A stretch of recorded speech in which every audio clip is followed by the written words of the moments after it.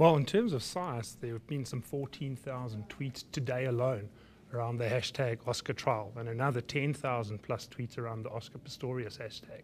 So just the sheer volume of conversation in the Twitter sphere is unbelievable. In fact, there's a statistic that goes around that talks about the fact that the term Oscar Pistorius is the most searched for term in the Twitter sphere, only superseded by the Madiba.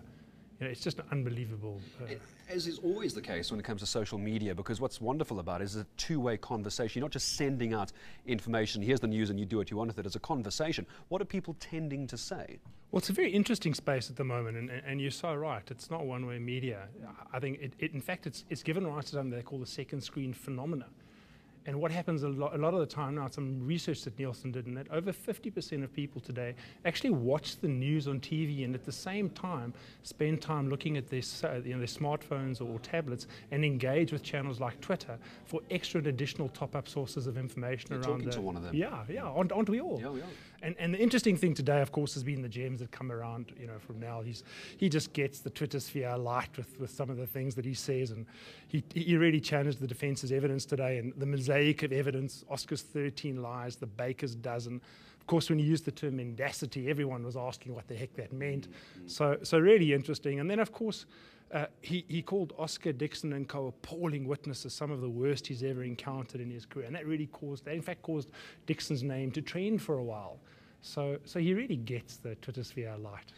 People are starting to wonder why the fascination with Twitter and something like this. Does it, in your experience, is it able to contextualize something like a murder trial? Because it is just 140 characters. You add in a few handles, you're down to 100.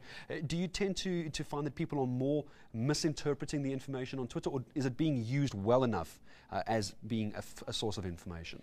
I think now it's being used well enough. I think Twitter, if you go back sort of 18 months ago prior to the Oscar trial, it was the realm of the early adopter.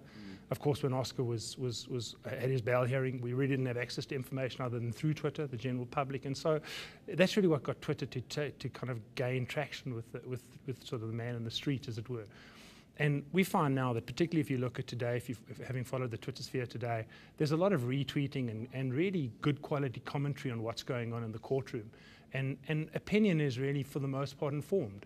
And I think it's a space for intelligent dialogue for the most part. You might remember as well, it was very early in the trial, Judge Masipa, in fact, when there was a bit of confusion as to what Twitter actually was. Is it a blogging website? Is it microblogging?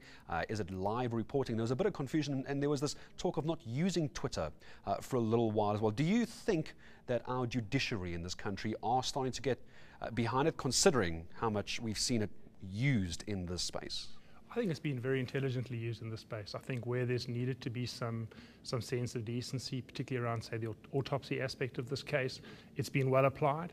And I think for the most part, the media as well as the public have respected the intelligent use of Twitter. So yeah, I think it's really a great asset from an information point of view.